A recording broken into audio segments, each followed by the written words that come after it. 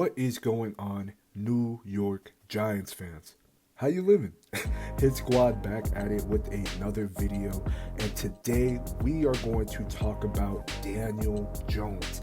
Daniel Jones and Brian Daboll's offense. This has been something that I've been really wanting to talk about, and something that I'm actually really excited about. And I'm going to explain my reasons as to why. I'm going to break down the stats to you guys. Me personally, I think that in modern day NFL, in today's NFL, stats and analytics are very important. They're not everything. You have to be able to trust your eyes, but I do think that stats are very important and at times can tell a lot, and can tell the full story, or at least a big part of the story. Now, before I get into the video, I want to encourage everybody to join the Hit Squad.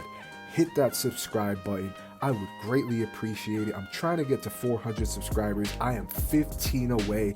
Join the Hit Squad. Become a member of the Big Blue Crew, man. I promise you, you will not regret it. We got you on everything. But let's get into this video. So I'm going to break down Daniel Jones' passing yards, rushing yards. We're also going to go over his turnovers, his pressures, his blitzes. We're going to break down a lot in this video, but I'm not going to try to take up all of your guys' time.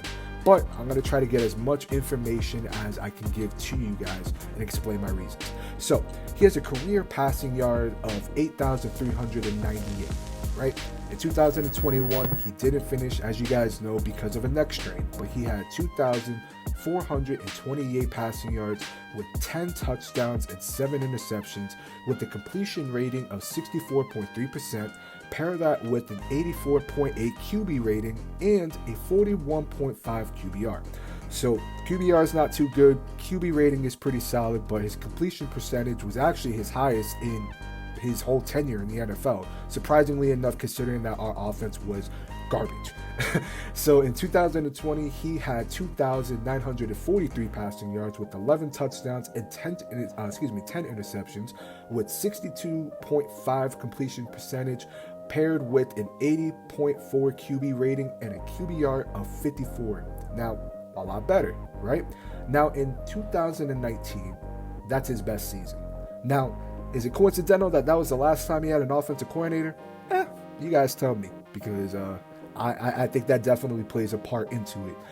And let's say a modern offensive coordinator at that, considering that Jason Garrett was stuck in the Stone Age. But besides the point. So in 2019, he had 3,689 passing yards with 24 touchdowns, 12 interceptions, with a completion percentage of 61.9%. A QB rating of 87.7% and a QBR of 55.7. So he had his best QBR in 2019, his most passing yards, his most touchdowns, his most interceptions, and most fumbles. And that's coincidentally when he's had a competent offensive coordinator. Now, Pat Shermer, we all know our offense was barely average, if average at best. We had a lot of issues with the offense, but Daniel Jones stretched the field. You saw flashes of a franchise quarterback, given that really his only targets that he felt comfortable throwing the ball to were Golden Tate, Darius Slayton, and Evan Ingram on occasion. Now, when we break down his rushing yards, I will give Daniel Jones this much. Daniel Jones right now has a career of 1,000 rushing yards off 172 attempts, with his longest run, as we all know, against the Philadelphia Eagles, which went for 80 yards. Now, you pair that with 5 rushing touchdowns for any quarterback, that is very impressive. Very, very impressive. Now, granted, we all know what he can do on the ground, right? In 2021, he had 293 rushing yards with 2 touchdowns off 62 attempts. 2020, 423 yards, which was his highest. I mean, we ran him like he was Lamar freaking Jackson. I mean, Jesus Christ, man. Daniel Jones was our offense in 2020. I mean, the things that Joe Judge put this man through and Jason Garrett should be criminal. It should be criminal. But that's a whole other video. So he had 423 rushing yards with 1 rushing touchdown on 65 attempts. 2019, 279 yards, 2 rushing touchdowns on 45 attempts. Now, I will say this much. Brian Daboll, we saw with Josh Allen, liked to run the ball. He liked to run the ball with his QBs. He felt very comfortable doing that. Josh Allen was really their rushing attack. Now, with the Giants, it's a little bit different. You have Saquon Barkley. You have to expect the Giants to go out there to at least upgrade the running back position. We already signed, I believe it's Antonio Williams from the Bills to a futures contract. So, we have to get this ground game going, and I think that when you have a talent like Saquon Barkley, if he's not traded, nor do I expect him to be traded or cut, it has to go through Saquon Barkley. We can't have Daniel Jones running the ball too much and running like he's Lamar Jackson, okay? It's nice that he has that athleticism, but we don't need that. A lot of his injuries, if not all of his injuries, have come from him running the ball and when he's out of the pocket.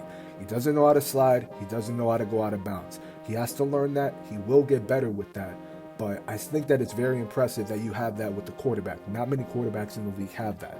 Now, we all know his issues, right? Turnovers. Now, I will say this much. I do think that people tend to over-exaggerate his fumbles. You see that narrative with a lot of people in the media, people outside of the fan base. Oh my God, that bring up that he had 36 fumbles in his career. Well, 19 of them came in 2019. 10 of them were in 2020. And guess what? In 2021, he had it down to 7. Okay? So he's definitely getting better in that aspect, right? But I will give Daniel Jones this much. Okay? Dude is smart. He's a smart kid. Okay, I think that he has the tangibles and the capability to cut that in half. Granted, he has to get an offensive line.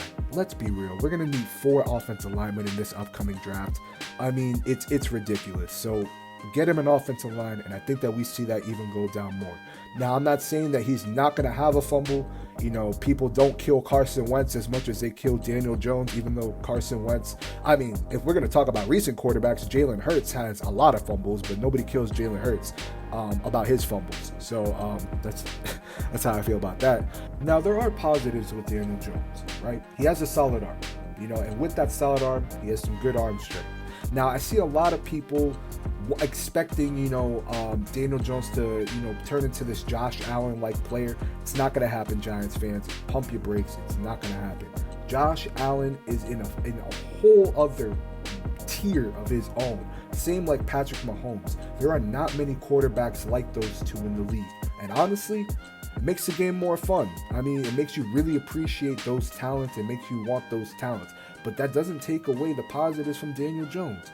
Again, he has a solid arm, right? I think that he has an arm that's good enough to succeed in this league. And I think that he shows that on the field.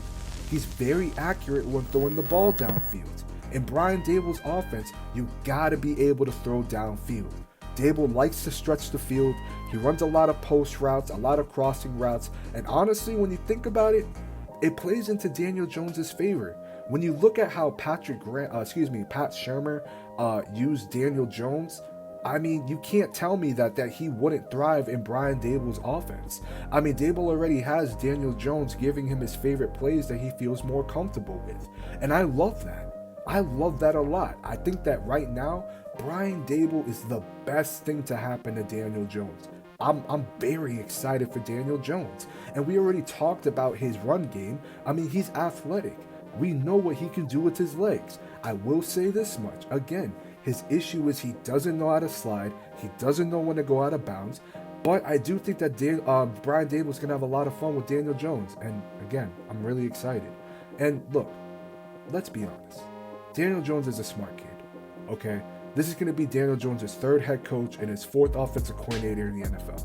That's not a recipe for success. Mara said it best. We failed him in every way possible. But Daniel Jones has shown that he's capable of learning new systems. And when taught correctly and given time in the pocket, we can see what he does well. Every head coach has stated, at least every head coach that we have had with the Giants has stated how smart he is. Cutcliffe as well. Cutcliffe has stressed how smart Daniel Jones is, his willingness to want to learn, his willingness to want to be great. And I think that Daboll will play to his strengths. And honestly, my favorite positive about Daniel Jones is he plays with heart. Daniel Jones gives it his all, and only his all.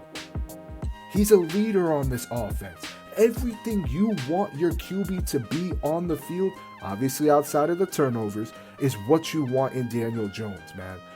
The kid is a warrior, man. He's a warrior. I mean, damn it, he ran over a defensive lineman against the Falcons and you're questioning his toughness? I mean, at least if you are, I mean, Jesus Christ. Now look, there's negatives with Daniel Jones. His reads are too slow, okay? For me, he doesn't go through his progressions quick enough. A lot of it is on him. I'm gonna be real with that. You gotta be fair, okay? A lot of it is on him. But some of it is on his offensive line. His offensive line doesn't give him a chance to go through his progressions. Now, I'm not going to act like there aren't times where they do. They give him a chance to go through his progressions and he's still reading them slow. That's something that he needs to get better with. But I'm not going to act like his offensive line gives him a chance because they don't. It's something that he has to work on, but give him an offensive line to actually go through his reads. Now, another negative I have with Daniel Jones is he doesn't know when to give up on a play. In my honest opinion, as much as I love his athleticism, sometimes it can be his downfall.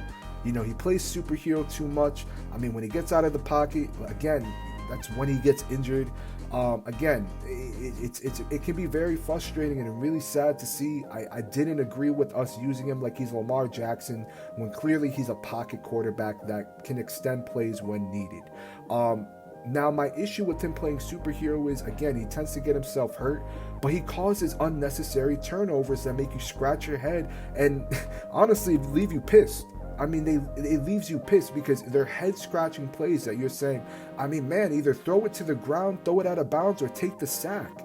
I mean, we used to see that with Eli. He would just slide onto the ground, you know, and give up right there. I mean, it avoids so much either injury or unnecessary turnovers, excuse me.